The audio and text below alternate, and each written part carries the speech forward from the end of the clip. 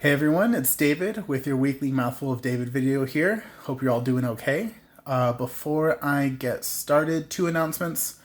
One, this will be our first video that we put on our YouTube channel, which we just created. So we're going to be trying to promote that a little bit more in addition to our social media pages. So if you could give us a like and a subscription, that'd be great. It'd be really helpful. Second announcement is that our fourth episode will be ready soon. And so if you haven't heard about it yet, our fourth episode is basically about the idea of the U.S. frontier and, what it's meant to people throughout U.S. history and what it's kind of meant more in practice, both good and bad. And so that episode will be coming out within the next week. So be on the lookout for that. So anyway, today's episode of A Mouthful of David is going to be basically using this analogy that I've used to generally pretty good effect to illustrate the idea of what historians really do. And that is basically being a detective, right? And before getting into that analogy, the thing to understand about historians is that we're really doing two things. One is trying to understand history, and two is trying to create new works of history. Whether that is a book, whether it is a documentary, a lecture, a podcast, whatever, some sort of work of history that's conveying information. And so in trying to do either of those things, either understand or create history, what we really have to do is look at the evidence like a detective. And so when you are looking at the evidence, you're looking at everything you can, right? You're looking at testimonies, you're looking at physical evidence, you're looking at as many different sources as you can. And that's basically what a historian does. That is what we do all the time. That's what we're trying to make sense of. And there are, of course, some issues that come with that. One of the issues is when you have so little evidence that you kind of have to piece things together in ways where you can't draw perfect conclusions. And that's really something that especially ancient historians deal with. I don't want to talk about that too much because I'm not an ancient historian, and so it's not my area of expertise, but, suffice to say that a lot of times an ancient historian might not have much more to go off of than a tablet with some religious rules, the anthropological remains of a village, and a popular tale that's been passed down through the generations orally that has only recently been recorded. That is the sort of thing that sometimes is all you have to work off of as an ancient historian. And so you kind of have to cross-reference that with some general anthropological understandings of similar cultures in similar areas and time periods. But again, not really my expertise, so I'll kind of stop it there.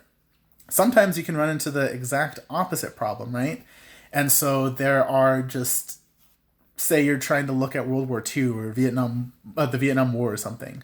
And there are a million sources you can look at. You could spend your entire life trying to just look at every speech, every event, every, picture, journal, just every single source from every single person from different walks of society, different parts of the world.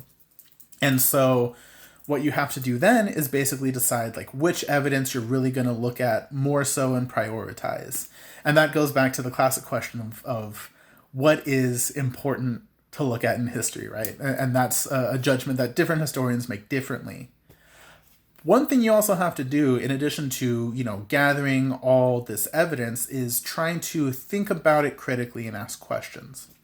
And so, a really easy example of that is during the time of Spanish colonization of the Americas, when they were subjugating the indigenous people, taking their lands. There was the stereotype that indigenous people were shifty and untrustworthy and childlike. And so say you have an account of something happening to indigenous people. They come to the crown and they're like, oh, great crown. We, love and worship you. We're just simple indigenous people. And, we're just asking for this one thing because, you're so great. And then, the crown says no, and a week later they're rebelling. An older way of thinking about that piece of evidence would be using it as proof that Indigenous people are indeed childlike and not trustworthy, shifty and willing to backstab you instantly, right? Of course, how we would more reasonably look at it now is with the understanding that they were a subjugated people who were trying to figure out how they could navigate their situation. And so, they, of course, first tried the tactic of flattery, which in this hypothetical example doesn't work. And so then, because flattery didn't work, they try another tactic, which in this hypothetical case is rebellion. And so then, as a historian, you have to kind of ask these questions of every single piece of evidence that you have. A good detective, when they're trying to figure out a case, they don't just listen to, for example, what someone's testimony is and think to themselves, oh, well, that's what they said, so that's exactly what happened. I'm not going to think about this anymore critically. I'm not going to, interrogate it further. No. What you're trying to do is think about where people are coming from and think about how that might inform what they're doing and what they're saying. And so that's how you have to look at each individual piece of evidence. Then, from there, what you're trying to do is take all these pieces of evidence that you have thought carefully about and see how they corroborate each other, see where they kind of agree on things, where they disagree on things. And basically, from that web of evidence that you have, that is going to create either your understanding or your work of history that you're trying to put together. And sometimes there are going to be contradictions. Sometimes it'll be factual. Sometimes it'll be contradicting in ways that aren't quite as simple as right and wrong. And that's a whole different subject for an entirely different video. But basically, to kind of summarize everything, being a historian, you are a historian detective who is looking at the evidence, whatever evidence, there is available, and really trying to interrogate it and see where things are coming from, right? And how well you're able to look outside the box, including the box of your own, current society and its values, can sometimes determine how effective of a historian you are. There is an episode of this show that I really like, Brooklyn Nine-Nine.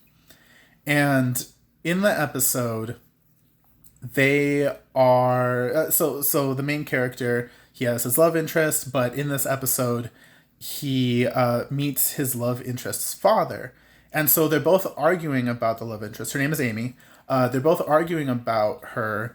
And she eventually chimes in and is like, hey, I'm not an object. I'm a person with my own wants and desires. And this is about me. It's not about y'all. And so they're having this, she says that. And then the main character, his name is Jake, he realizes something because in the